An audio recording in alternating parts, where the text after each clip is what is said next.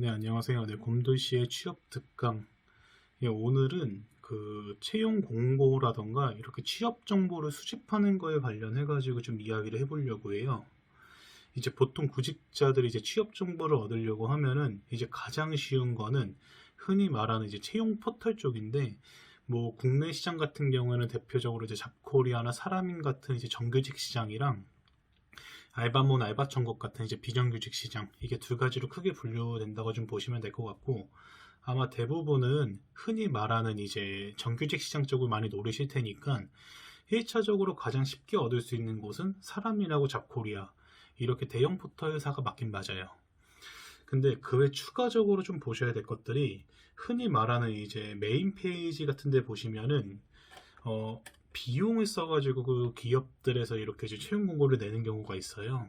그 비용을 쓰는 이유 중에 하나가, 일단 메인 페이지로 올라가게 되면은 실제 무료로 그냥 공고를 올렸을 때 대비해가지고 기업 인사 담당자들 입장에서는 클릭수라던가 지원율의 차이가 상당히 나는 경우가 발생되다 보니까 어느 정도의 비용을 써가지고 이제 메인 페이지에 올리는 경우가 굉장히 많아요. 근데 그런 것들을 제외하더라도 요즘 구직자들이 제일 많이 가고 싶어하는 것들 중에 한 군데가 공공기관인데, 공공기관 같은 경우에는 이렇게 메인 페이지에다가 뭔가 채용 공고를 하기에는 채용 비용이 좀 많이 부담이 되는 경우가 있어요. 그리고 또 하나는, 보통 국내에 있는 대부분의 공공기관들은 직접 채용을 진행을 할 수가 없어요. 직접 채용을 진행을 할 수가 없고, 기본적으로 나라장터라는 이런 이렇게 국가와 기업 간에 거래할 수 있는 시스템, 이쪽을 통하거나 아니면 실제 이렇게 채용 대행을 수행할 수 있는 곳하고 직접 계약을 맺는 수의 계약이라고 하거든요. 이런 방식을 통해서 진행을 해야 되는데, 보통 공공기관들이 이런 것들에 관련된 내용을 담아가지고 1년 혹은 뭐 상반기 하반기 간에 채용 예산이라는 걸 정해놔요. 그리고 그 채용 예산 안에 채용 홍보를 할 수 있는 이런 것들 방안을 놓게 하는데, 이런 채용 대행은 국내의 뭐 잡포털 업체들은 다 갖고 있다고 보시면 되세요. 그래서 뭐 잡코리아, 사람인, 뭐 인크루트, 커리어, 스카우트, 뭐 이렇게 국내에 있는 대부분의 채용 포털사들은 다 이제 이런 식의 채용 대행 업무를 하고 있고, 그 외 약간 영세하거나 이게 대형임에도 불구하고 이렇게 따로 잡포털이 없는 곳들은 직접 비용을 써가지고 이렇게 공고를 오픈하는 경우인데, 전자처럼 이제 실제 자기네들의 이게 잡포털에 있는 기업들 같은 경우에는 어차피 수주를 받았으니까 직접 자기네 사이트에 올리겠죠. 그렇게 하다 보니까 다양한 곳을 좀 봐야 돼요. 채용 공고를 먹기 위해서는.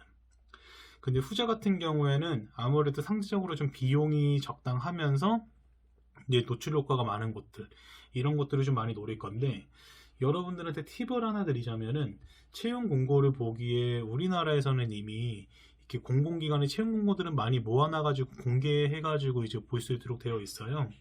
뭐 그런 사이트에 들어가가지고 보는 것도 첫 번째 방법인데, 또 하나는 저는 나라장터를 통해가지고 미리 사전에 보는 거를 좀 많이 추천을 하고 있어요.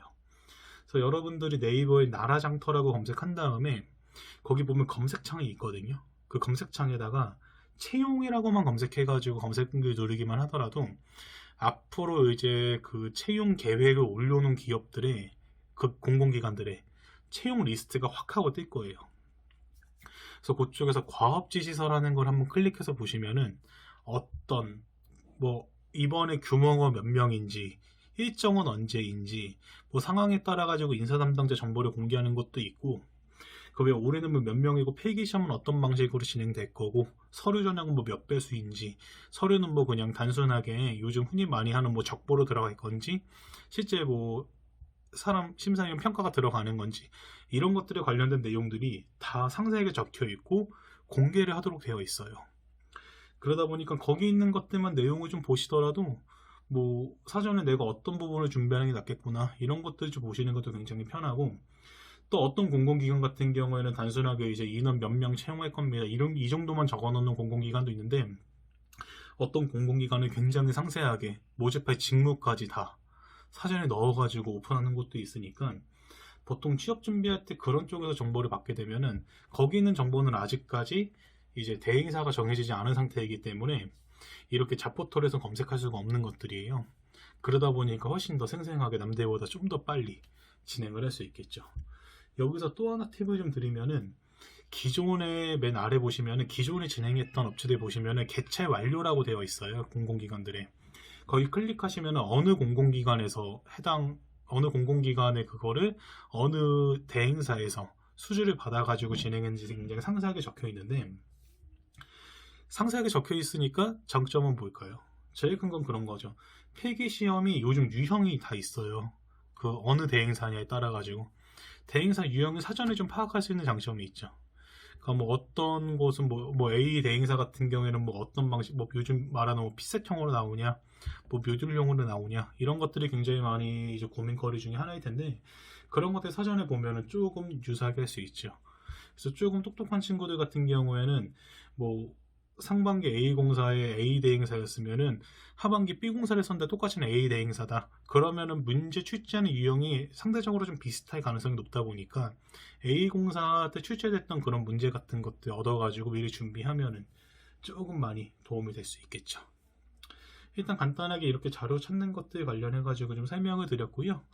그 외에 나중에 시간이 또 괜찮으면 뭐 두 번째, 세 번째, 계속 네 번째 이어가면서 다른 쪽에서 정보 얻는 방법이라던가, 아니면은 뭐 요즘 흔히 많이 하는 뭐 원티드, 로켓펀치 이런 식의 뭐 이직 플랫폼이나 스타트업 플랫폼들, 이런 것들에 관련된 내용까지도 한 번에 정리해가지고 한번 이야기해 볼 수 있는 시간을 가지도록 하겠습니다.